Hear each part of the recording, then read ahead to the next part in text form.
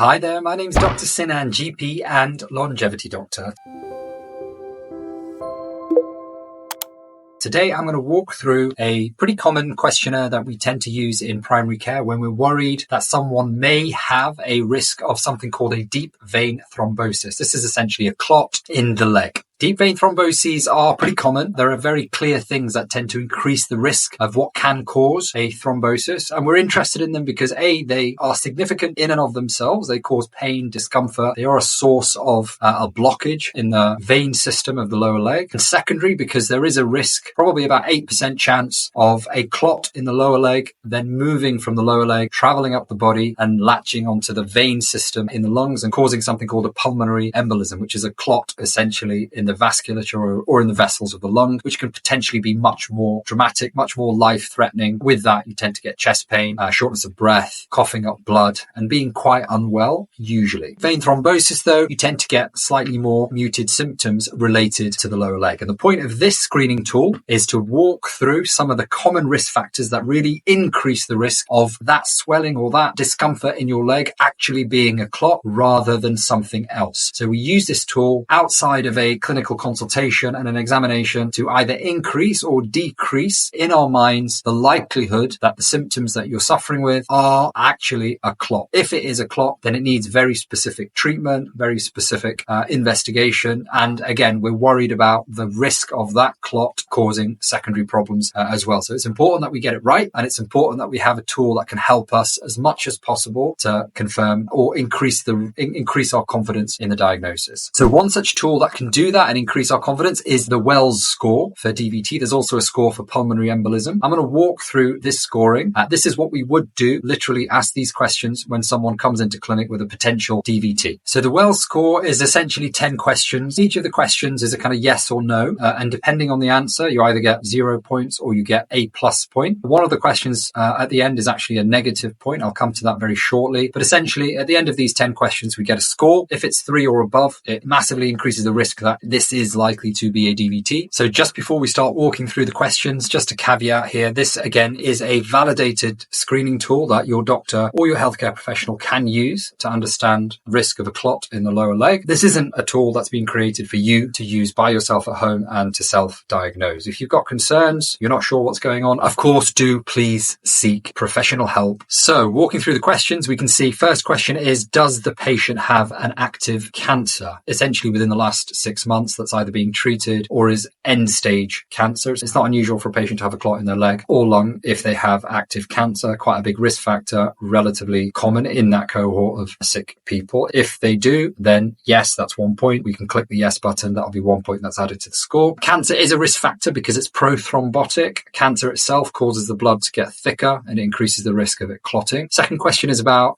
immobility. Has the patient been bedridden recently for over 3 days or have they had major surgery within 12 weeks? So not moving a lot increases the stasis of the blood. So it basically means the blood doesn't move as fast or flow as freely because you are not moving. And that increases the risk of clotting. And major surgery itself, after surgery, major surgery specifically, your body goes into a phase of repair. And any surgical procedure increases the prothrombotic factors in your blood. Those factors that increase natural clotting, those itself can increase clots elsewhere also. Third question is about calf swelling. This is a clinical domain, hence you should see and be examined by someone. Is the calf swollen more than 3 centimeters compared to the other leg? There's a specific place where we measure this on the leg, and we would measure both legs to confirm this if it's clinically relevant. Sometimes people come in with leg pain, you think it's a DVT, and then you look at their legs and they look identical and there's no change. So it's not always relevant. You don't always have to measure, but if you do, this is the kind of parameter of relevance. Is it swollen significantly enough for it to be larger than the other leg by over 3 centimeters at a particular spot just below the knee? Also, another clinical parameter is about superficial veins. These are non-varicose veins. So these are not the big veins that occur often in the kind of medial part of your leg or at the back of your leg. These are the kind of more superficial veins. This often indicates that there is something going on in the vein system of your body where there is pressure or there is some blockage causing these superficial veins to get larger. The pressure is expanding to other parts of the system and it's more obvious around the lower leg where you can can see superficial veins. Is the actual leg swollen? If the whole leg is swollen, that's an indicator that this could be a DVT. That's also a clinical factor. And is there localized tenderness? Another clinical examination factor. If it's tender and if it's sore, specifically along where the big veins travel, then that can indicate that there's a clot occurring in that deep vein system. A lot of other conditions do cause swelling in the lower leg that are also tender. So it's important that we're interested in the area along where those deep veins travel. Is there edema, specifically pitting edema in that leg that we think may or may not have a clot? So edema is essentially a collection of fluid. Pitting edema means when you push it, it leaves an indentation mark that takes a little time to normalize. This is an indicator that the pressure is building up in that part of the body and is an indicator, increases the risk that this could be DVT. Is there paralysis, paresis, or recent plaster immobilization of the lower extremity? Again, very similar to basically being bedbound. Is your leg moving or not? Is it paralyzed? The fact that it's paralyzed obviously indicates that it's not moving. Is there paresis? Is it in spasm? Not moving. Have you had it immobilized for one reason or another? If so, the leg's not going to be moving, which means the muscles aren't moving, which means the blood isn't flowing in the same way because the muscular pump in the lower part of the body is immobilized, which means the flow of blood is less than it would otherwise be. Getting towards the end of the questions, has the person had a previously documented DVT? So clinical history